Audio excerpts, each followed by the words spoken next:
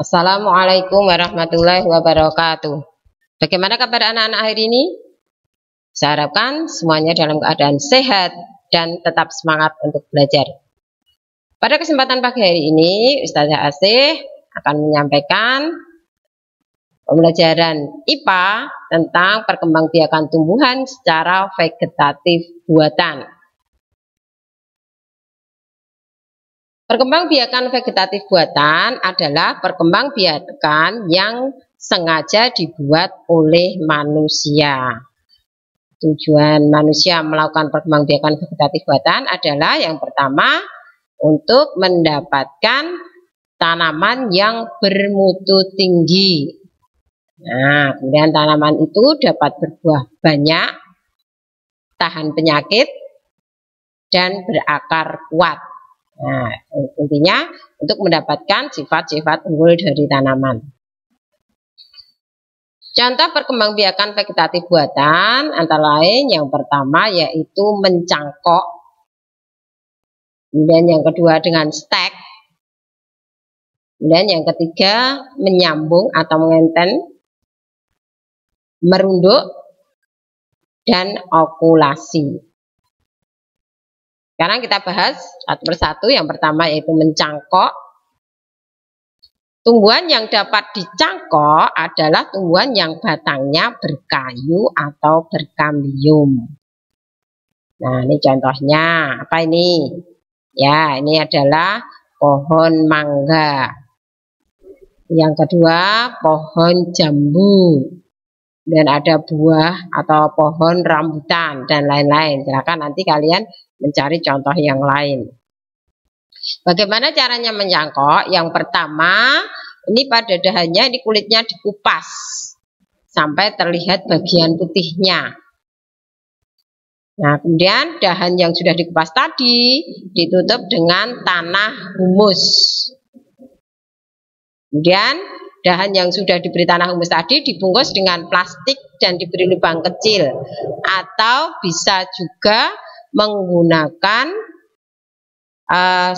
serabutnya, serabut kelapa. Nah, ini pada dahan yang ditutup nanti ini akan muncul akar. Nah, setelah muncul akar bisa dipotong dan dipindahkan ke pot atau tanah. Kelebihan dari menanam dengan cara mencangkok, ini dia berbuah lebih cepat dibandingkan jika ditanam dari biji.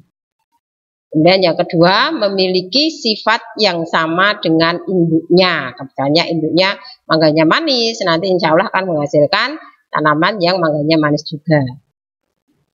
Kekurangannya, akar tanamannya kurang kuat karena berakar serabut. Kalau misalnya mangga itu berakar tunggang, tapi ketika hasil cangkokan itu adalah berakar serabut. Kemudian umur tanaman juga lebih pendek. Yang kedua yaitu stek. Stek ada dua macam. Yang pertama stek batang.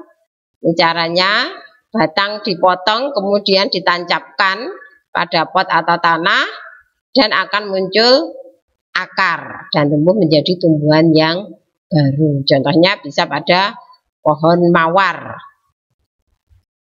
Nah, kemudian ada stek daun. Ini contohnya pada tanaman sansevieria. Mungkin ibu atau ayah kalian punya di rumah. Ini daunnya dipotong kemudian ditancapkan. Nah, nanti akan tumbuh akar. Kemudian yang ketiga yaitu menyambung. Menyambung adalah menggabungkan batang bawah dan batang atas dari tumbuhan yang sejenis. Nah, tujuannya menggabungkan sifat-sifat unggul dari dua tanaman sehingga diperoleh tanaman yang memiliki sifat-sifat unggul. Nah, bagaimana caranya menyambung? Ini kita potong tanaman batang atasnya yang akan kita jadikan batang atas berbentuk V. Kemudian yang batang bawah V terbalik. Dan kita tancapkan dan diikat dengan tali. Kemudian yang keempat yaitu merunduk. Merunduk yaitu menimbun bagian cabang tanaman yang merunduk ke tanah. Nah, ini caranya kita rundukkan cabang tumbuhan Ini nanti bisa dipancang supaya kuat. Kemudian ditimbun dengan tanah. Nah, setelah di sini muncul akar yang baru, bisa dipotong dan ditanam pada tempat yang lain.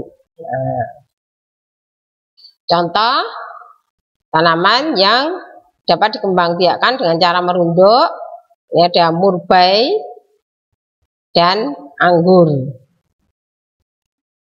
Yang kelima yaitu okulasi. Okulasi atau menempel adalah menyatukan tumbuhan yang berbeda sifat dengan menempelkan mata tunas satu tumbuhan pada batang tumbuhan yang lain. Nah, ini caranya. Kita ambil mata tunas dari batang tumbuhan, kemudian tumbuhan yang satunya ini dikelupas kulitnya dan mata tunas ditempelkan dan diikat tali rafia sampai tunasnya tumbuh.